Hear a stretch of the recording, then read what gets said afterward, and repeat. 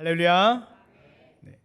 추운 저녁 시간에도 예배의 자리 가운데 나오신 우리 성도님들을 축복합니다. 지난 3일간도 나의 만족을만을 위한 것이 아닌 하나님을 기쁘시게 해드리고 또 이웃과 나라를 위해서 기도하는 그런 충만한 삶으로 채우셨는지 우리의 서로의 삶을 돌아보는 이 시간이 되기를 소망합니다. 오늘 우리가 함께 읽은 이 갈라디아서 말씀은 바울이 갈라디아 지역에 있는 교회들을 미혹하던 그 율법주의자들의 거짓 복음과 가르침을 반박하고 자신의 사도권을 변호하며 참된 진리의 복음이 무엇인지를 가르쳐주기 위해서 기록한 서신입니다. 그리고 오늘 본문은 자신의 사도됨과 또한 자신이 전한 복음을 부정하고 대적했던 그 사람들의 주장을 반박하기 위해서 기록한 부분입니다. 우리는 바울이 자신의 대적자들에게 무엇을 어떻게 반박했는지 그 내용을 자세하게 살펴보면서 그것들을 통해서 귀한 깨달음을 얻고자 합니다. 먼저 바울의 대적들이 어떠한 모함으로 바울을 공격했는지를 한번 알아보게 되면 크게 세 가지 주장으로 정리할 수가 있습니다. 첫 번째는 바울이 전한 복음은 하나님께로부터 받은 복음이 아니라 자기의 생각으로부터 만들어진 사유의 결과이다 라고 그렇게 그 사람들은 주장을 했고요. 둘째, 바울이 전한 복음은 예수님께로부터 받은 것이 아니라 예루살렘에 있는 다른 사도들로부터 가르침 받은 것을 다른 사람들에게 전달했던 것이다 라고 그렇게 또 대적들이 모함을 했습니다. 마지막으로 세 번째는 바울이 전한 복음은 다른 사도들과는 다른 완전히 가짜 복음이다 라고 그렇게 바울의 대적들이 바울을 모함했다는 것이죠. 그래서 바울은 그런 그들의 말도 안 되는 주장들을 반박하기 위해서 자신이 전한 복음의 출처와 그 진위에 대해서 설명하고 또 자신이 어떻게 사도가 되었는지에 대해서 설명합니다. 먼저 바울은 자신이 전한 복음의 출처와 그 진위에 대해서 설명을 하는데 11절과 12절을 보게 되면 바울은 자신이 전한 복음은 논리적인 어떤 사유와 경험에 의해서 만들어진 어떤 소설이나 이야기 같은 또는 다른 누군가의 이야기를 듣고 전달하거나 다른 사람의 이야기를 각색하고 편집해서 전한 것이 아니라고 이야기합니다. 그렇다면 여러분, 바울이 전한 복음은 어디에서 온 것일까요? 그것에 대해서 바울은 12절에서 분명하게 이야기하는데 바울이 전한 복음의 출처는 바로 예수 그리스도의 계시라는 것이었습니다. 계시라는 것은 덮개를 벗기다, 드러내다, 폭로하다라는 뜻을 가진 그 헬라어 단어를 번역한 것으로서 감추어졌던 것을 환하게 보여주거나 깨닫지 못했던 것을 깨닫게 해준다는 뜻입니다. 따라서 바울은 바울 자신도 이전까지 깨닫지 못했던 진리를 그리고 유대교 안에 있는 사람들은 알지도 못하고 깨닫지도 못했던 그 진리를 예수 그리스도께서 보여주시고 깨닫게 하심으로써 그것을 알게 되었고 또한 전하게 되었다라고 그렇게 설명하고 있는 것입니다. 이것을 바울이 이렇게 자세하게 설명하는 이유는 자신이 전하는 그 복음의 진실성과 진리됨을 전달하기 위해서였습니다. 만약 바울이 전한 복음이 자신의 사유, 즉 자신의 어떤 사고 결과나 다른 사람들의 가르침이었다면 그것은 진리가 될 수 없습니다. 진리라는 것은 언제 어디서나 누구든지 승인할 수 있는 보편적인 법칙이나 사실을 뜻합니다. 다시 말해서 시대와 상황과 환경이 변해도 언제든지 누구에게나 동일하게 작용되고 또는 적용될 수 있는 것이 바로 진리라는 것이죠. 그런데 인간들이 만들어낸 것 중에서 진리가 있습니까? 아무리 탁월한 학문도 과학도 철학도 시간이 지나면 퇴보합니다. 2000년 전에는 그것이 진리일 수도 있었겠지만 인간이 만든 것 중에 2000년의 시간이 흐른 후에도 진리로 남아있는 것은 아무것도 없다는 것입니다. 인간은 시간의 한계와 경험의 한계 그리고 공간의 한계에 갇혀 있기 때문에 진리를 만들어낼 수가 없습니다. 물론 진리를 발견할 수는 있습니다. 여러 학문들을 통해서 창조주 하나님께서 만드신 그 진리를 발견하고 깨달을 수는 있지만 인간 자체가 진리를 만들어낼 수는 없다는 것입니다. 따라서 만약 바울이 전한 복음이 사람들이 만들어낸 것이라고 한다면 그것은 결코 진리가 될 수 없다는 것이죠. 그러므로 바울은 자신이 전한 복음만이 참된 진리의 복음임을 밝히기 위해서 예수 그리스도의 계시를 통해 깨닫게 되었다라고 설명하는 것입니다. 바울은 우리 성도님들께서 잘 알고 계시다시피 다메섹 도상에서 예수 그리스도를 직접 만났고 그 이후에 그는 그 이전까지 감추어져 있었던 또한 깨닫지 못했던 그 진리의 내용들을 예수님께서 친히 그에게 밝히 보여주심으로써 그것을 깨닫게 되었고 그가 깨달은 그 복음을 전했던 것입니다. 따라서 바울의 복음은 다른 거짓 교사들이 전한 거짓 가르침과는 비교할 수 없는 진리였고 믿을 수 있는, 아니 믿어야만 하는 진리임을 밝히면서 그들의 거짓 주장을 반박하고 있는 것입니다. 다음으로 바울은 자신이 어떻게 사도가 되었는지에 대해서도 설명하고 있습니다. 바울은 자신이 예수 그리스도를 만나기 이전의 삶에 대해서 13절과 14절에서 간증합니다. 그는 유대교에 있을 때의 교회를 박해했던 사람이었습니다. 그가 얼마나 성도들을 박해하였는지 우리는 한눈에 알 수 있는 단어가 있는데 오늘 본문을 보면 무엇일까요? 멸하고라는 단어입니다. 이 멸하고라고 번역된 단어는 파괴하다, 파멸시키다, 전복시키다라는 의미를 가진 단어입니다. 따라서 바울은 예수 그리스도를 믿는 사람들은 전부 파괴하고 파멸시키려고 했습니다. 완전히 씨를 말리고 뿌리를 뽑아버리려고 했던 사람이라는 것입니다.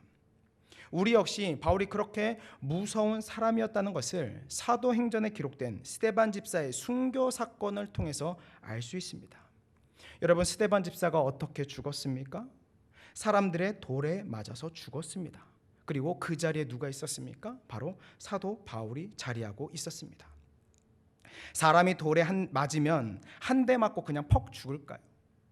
스데반 집사에게 돌을 던졌던 사람들이 요만한 돌 던졌을까요? 요만한 돌을 뭐 수백 개 수천 개 맞는다고 사람이 죽겠습니까? 아니죠. 적어도 주먹만한 돌을 던졌을 것입니다. 그러면 그 돌을 맞는 스데반 집사가 어떻게 되었을까요? 아프다 뭐 이렇게 맞았을까요? 아니겠죠. 돌을 맞는 순간 피가 튀고 뼈가 함몰이 되고 비명을 지르고 고통스러운 이야기를 했을 것입니다. 왜요? 스데반 집사도 사람이니까요. 그런 장면을 누가 보고 있었습니까? 그렇게 피 튀기고 있는 장면을 바울이 보고 있었죠. 그런데 그 장면을 보면서 바울은 무엇을 했습니까? 다른 유대인들, 돌 던지고 있는 유대인들의 옷을 챙겨주고 있었습니다. 자신의 바로 앞에서 돌 맞아 죽어가는 사람들이 피 흘려 죽어가는 사람을 보면서도 일말의 동정도 하지 않고 다른 사람들의 옷만 챙겨주고 있던 사람이 누구입니까? 바로 사도 바울이었다는 것이죠. 그는 정말 누가 시키지도 않았는데 예수를 믿는 자들을 잡아 죽이는 일에 누구보다도 앞장섰던 사람이라는 것입니다. 그런데 하나님은 그가 태어나기 이전부터 그를 선택하시고 그를 은혜로 부르셔서 이방인들에게 복음을 전하는 사도로 세우셨다라고 고백합니다. 바울이 왜 이렇게 자신의 삶에 대해서 자세하게 간증하고 있을까요? 바울의 이러한 급격한 변화는 예수님을 만나지 않고서는 결코 설명될 수 없는 일이기 때문입니다. 어떻게 사람이 이렇게 순식간에 변할 수 있겠습니까? 자신이 그렇게 믿고 따르던 생명과 같이 여기며 누구보다도 열심을 내었던 그 유대교를 버리고 그가 그렇게 파괴하고 파멸시키려 했던 예수를 믿는다는 것이 어떻게 가능한 일이겠습니까? 그가 예수님을 만났기 때문에, 그리고 그를 하나님께서 택하시고 세우셨기 때문에 가능한 일이었다는 것을 바울은 갈라디아 지역에 있는 성도들에게 설명하는 것입니다. 우리는 이러한 바울의 진술을 통해서 오늘 본문의 내용들을 통해서 귀한 교훈을 깨달을 수 있습니다. 무엇입니까? 그것은 바로 성도는 자신의 정체성을 바로 알고 그 정체성에 대한 확신을 가져야 한다는 것입니다. 바울은 그의 대적들이 자신이 전한 복음과 자신의 사도성을 모함하며 공격할 때에 폭력적으로 또는 감정적으로 반응하지 않았습니다. 그렇다고 자신의 대적들에게 아무 말도 하지 못하고 숨어 있거나 도망치지도 않았습니다. 오히려 바울은 그 대적들의 모함에 대해 자세하게 반박하는데 그 반박의 근거가 바로 자신의 정체성이었다는 것입니다. 자신이 전한 복음의 내용과 출처, 그리고 자신의 사도됨에 대한 분명한 자기 인식, 분명한 정체성의 확립과 확신이 그의 사역의 근간이 되었고 힘이 되었고 그의 무기가 되었다는 것입니다. 아무리 자신의 대적들이 자신이 전한 복음과 자신의 사도성에 대해서 모함하여도 그는 흔들리지 않았습니다. 하나님께서 자신을 어머니의 태에서부터 선택하셔서 부르시고 사도로 세우셨다라는 확신을 갖고 있었습니다. 또한 자신이 만난 예수님, 그리고 예수님께서 깨닫게 하신 그 복음의 소식이 진리임을 그는 확실히 믿고 있었기 때문에 어떠한 모함과 공격에서도 그는 당황하지 않고 흔들리지 않고 오늘 본문과 같이 논리적으로 자세하게 반박할 수 있었던 것입니다. 따라서 우리 역시 우리의 정체성에 대해서 바로 알고 확신을 가져야 합니다. 우리를 부르신 분이 누구이신지, 그리고 우리가 듣고 믿고 전하고 있는 이 복음이 어떤 것인지에 대한 바른 이해와 확신이 있을 때에 우리 역시 우리의 믿음에 대한 어떠한 공격과 모함에서도 흔들리지 않을 수 있기 때문입니다. 오늘날의 많은 교회와 성도들은 이전에 경험해보지 못했던 그리고 생각하지도 못했던 어려움에 직면해 있습니다. 코로나 팬데믹 사태로 인해서 발생된 여러 가지 어려운 현실들 앞에 당황하고 힘들어하고 있습니다. 대면 예배를 1년 이상 제대로 드리지 못하고 있고 각종 교회의 사역들을 이전과 같이 감당하지 못하고 있습니다. 예수 그리스도를 통하여 한 몸 된 성도는 다 뿔뿔이 흩어져 있습니다.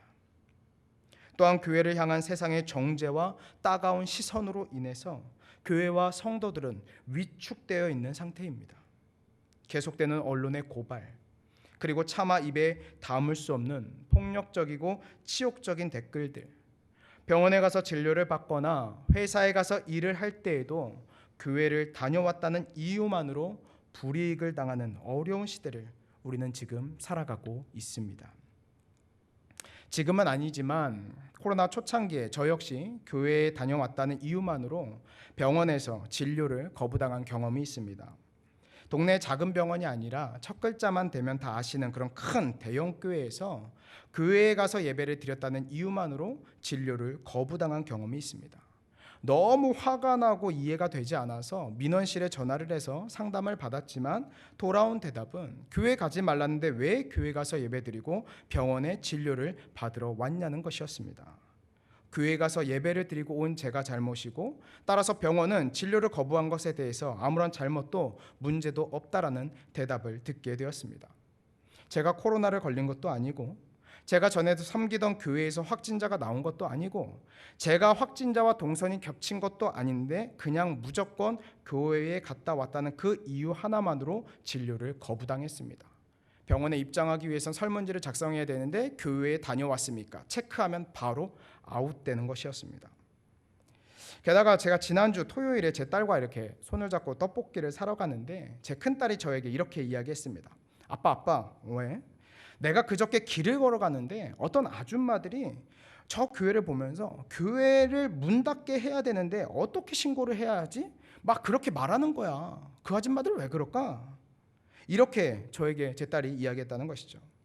제 딸이 그 내용을 듣기 위해서 귀를 기울인 것도 아니고 그냥 걸어가는데 공공연하게 교회를 비판하는 이야기를 너무나 쉽게 들을 수 있다는 것입니다. 그만큼 우리는 예수님을 믿고 교회를 다닌다는 이유만으로도 세상으로부터 정죄를 받는 시대에 살고 있다는 것입니다. 코로나뿐만이 아닙니다. 차별금지법이라는 악법이 하나님의 말씀대로 살아가는 성도들의 목을 졸라오고 목회자와 장로, 권사들이 연루된 각종 범죄들로 인해서 성도들은 차마 얼굴을 들지 못하고 있습니다. 직장 생활과 사회 생활, 그리고 각종 인간관계 속에서 우리의 믿음과 신앙은 세상의 압박과 시험, 심각한 도전과 박해를 경험하고 있는 중이며, 게다가 왜 이렇게 성경적이지 못한 거짓 가르침과 신학은 확산되어 가는지 수많은 사람들이 각종 이단들에 빠져 허우적거리는 모습을 우리는 쉽게 볼 수 있습니다. 이렇게 어려운 상황 속에서 많은 교회와 성도들은 자신의 목소리를 내지 못하고 자신의 믿음과 신앙을 숨기거나 떠나거나 무너진 신앙생활과 믿음으로 인해서 절망하거나 움츠려 있지는 않은지 진지하게 돌아보게 됩니다. 사랑하는 세계로 묻별 여러분, 이런 시대적 상황 속에서 그리스도인인 우리는 무엇을 해야 하겠습니까? 성도인 우리는 어떻게 해야 하겠습니까? 막연하게 이 시기가 지나면 좋겠지, 코로나만 끝나면 이전처럼 모두 돌아갈 수 있겠지 라는 그런 긍정적인 생각으로 우리가 직면한 상황을 회피하거나 스스로 위로하며 그냥 이때가 지나기만을 기다리고 있어야 할까요? 아니면 우리를 박해하고 정죄하고 도전하는 세상을 향해서 전쟁을 선포하고 세상과 맞대응하며 그들과 싸워야 할까요?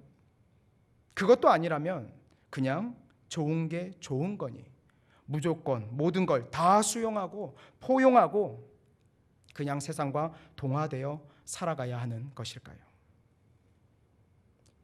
2021년 현대를 살아가는 우리 그리스도인들에게 바울은, 성경은, 그리고 하나님은 무엇을 말씀하고 계신 것일까요? 하나님께서 오늘 본문을 통해 우리에게 말씀하시는 것은 바로 우리의 정체성을 확립하고 우리의 정체성에 대한 확신을 가져야 한다는 것입니다. 우리를 성도로, 그리스도인으로, 세계로, 무별로 부르신 분이 누구이십니까? 우리가 어떻게 예수님을 믿게 되었습니까? 우리를 하나님의 일꾼으로 세우신 분이 누구이십니까? 어떤 능력이나 권력 있는 사람이 우리를 성도로 불렀습니까? 어떤 부자나 지식인이 우리를 그리스도인으로 세웠습니까? 누가 우리를 성도로 그리스도인으로 부르셨습니까?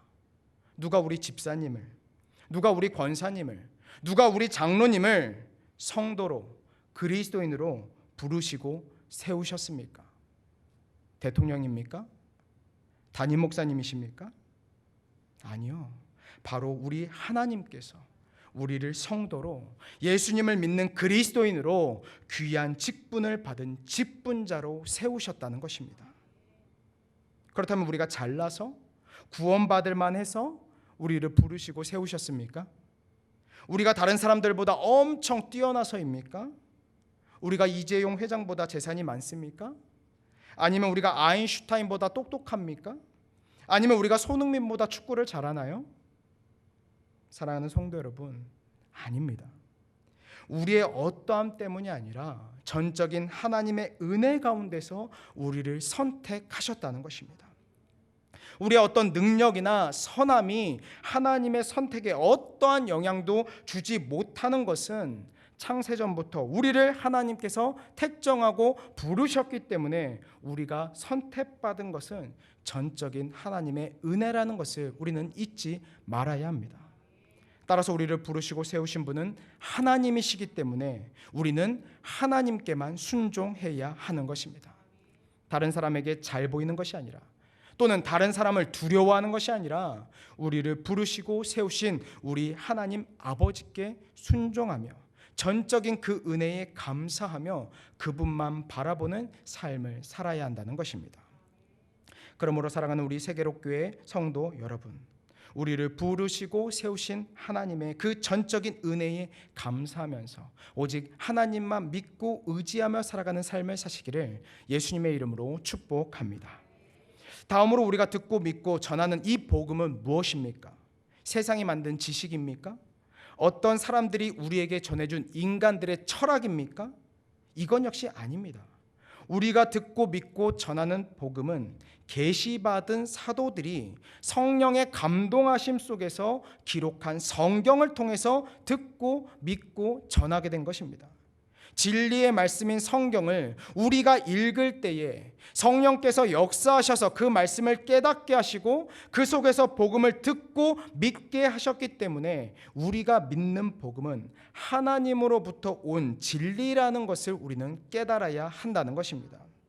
우리가 믿고 있는 복음이 하나님으로부터 온 진리임을 믿고 확신해야 어떠한 공격에서도 쓰러지지 않고 이겨낼 수 있다는 것입니다.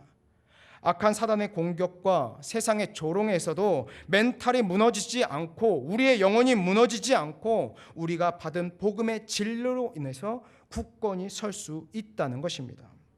우리 자신조차 우리가 믿고 있는 복음이 진리인지 아닌지 확신하지 못한다면, 우리가 읽고 있는 이 성경이 진리인지 아닌지 확신하고 있지 못하다면 우리가 어떻게 다른 사람에게 복음을 전할 수 있겠습니까? 우리가 읽고 있는 이 성경이, 우리가 믿고 있는 이 복음이 하나님께서 계시하신 그 진리의 말씀이 아니라고 한다면 우리가 어떻게 이것을 전할 수 있겠습니까? 하나님의 계시를 통해 성령의 조명하심을 통해 주어진 예수 그리스도의 복음이 진리이고 이 진리를 우리가 듣고 받고 믿고 있음을 확신하지 못한다면 우리가 어떻게 이 복음을 사수할 수 있겠습니까? 그러므로 사랑하는 성도 여러분, 복음이 진리이기 때문에 수천 년의 역사가 지난 지금도 존재하고 있습니다. 기독교의 역사는 항상 고난과 박해의 역사였습니다. 복음의 순수성은 항상 세상과 사단으로부터 위협받았습니다. 하지만 복음이 진리이기에 이 복음은 지금도 성경과 성령을 통해서 우리에게 전수되어진 것입니다. 그러므로 우리가 믿고 있는 이 복음이 진리임을 확신하시기 바랍니다. 그리고 그 확신 가운데서 예수 그리스도의 복음을 사수하시기 바랍니다. 그리고 그 진리를 지켜가시기 바랍니다. 마지막으로 우리는 오늘 본문의 말씀을 통해서 이 어려운 시대 상황 속에서 하나님께서 우리를 통해서 무엇을 이루기를 원하시는가를 깨달을 수 있습니다. 16절에서 바울은 하나님께서 자신을 택하시고 부르신 이유가 하나님의 아들이신 예수 그리스도를 이방에 전하기 위해서 예수 그리스도를 바울에게 나타내시기를 기뻐하셨다라고 기록하고 있습니다.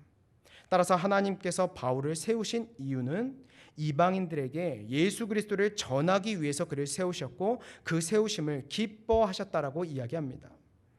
하나님께서 이방인을 위해 세우신 것은 바울만이 아닙니다.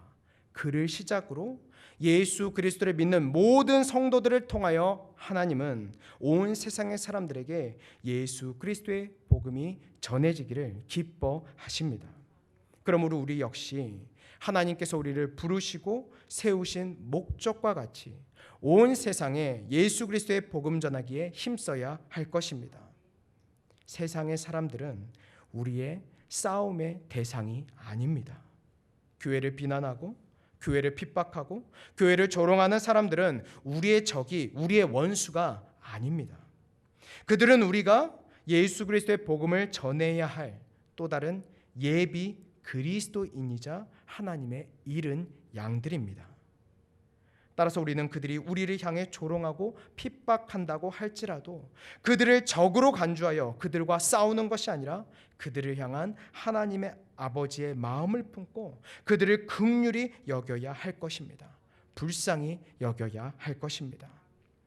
생계의 위협 가운데서 어떠한 소망이나 희망을 찾지 못하고 코로나 팬데믹이라는 감당할 수 없는 질병과 그 참담한 현실 앞에서 두렵고 화나고 원망이 생기지만 어디다 하소연할 데도 없어서 누군가 원망할 데도 없어서 교회를 향하여 비난하고 있는 저들을 정죄하며 그들과 싸워서는 안 된다는 것입니다. 오히려 우리는 하나님으로부터 그들에게 예수 그리스도를 복음을 전하기 위해 세워진 사람이라는 그 사실을 잊지 아니하면서 하나님께 기쁨을 드리기 위해 그들에게 복음을 전해야 합니다. 사랑을 전해야 합니다. 그들을 아버지의 사랑으로 우리의 마음에 품고 그들의 아픔과 두려움과 슬픔을 함께 나누는 가운데 세상에 예수 그리스도의 사랑을, 예수 그리스도의 복음을 전해야 할 것입니다. 하나님은 우리에게 이 사명을 맡기셨습니다. 그러므로 사랑하는 세계로 무별 여러분, 분노와 광기에 사로잡힌 세상을 향하여 아버지 하나님의 마음으로 품으시기 바랍니다. 그리고 그들에게 예수 그리스도의 사랑을 전하시기 바랍니다. 그것을 하나님께서 기뻐하십니다. 말씀을 마치겠습니다. 우리 하나님께서는 오늘 바울의 사도권과 복음에 대한 정체성과 확신에 대해 이야기하고 있는 오늘 본문의 말씀을 통해서 우리에게 그리스도인의 정체성을 확립하고 복음에 대한 확신을 가질 것을 말씀하셨습니다. 우리 스스로가 먼저 하나님께서 선택하셔서 부르시고 세우셨다라는 그 정체성을 확립하고 우리가 믿는 복음이 진리임을 확신해야 이 험한 세상 가운데 우리는 흔들리지 않고 쓰러지지 않는다는 것입니다. 그리고 그 어느 때보다 믿음을 지키고 복음을 전하기, 예배드리기 힘든 이 시기에 하나님께서 우리에게 원하시는 것은 세상 사람들과의 싸움이 아니라 우리를 통해 그들에게 하나님의 사랑을, 예수 그리스도의 복음이 전해지기를 기뻐하는다는 사실을 잊지 마시고 하루하루를 살아가실 때에 그 아버지의 마음을 품고 세상을 향하여 축복하며 예수 그리스도의 복음을 전하기에 힘쓰는 우리 모두가 되기를 예수님의 이름으로 축복합니다.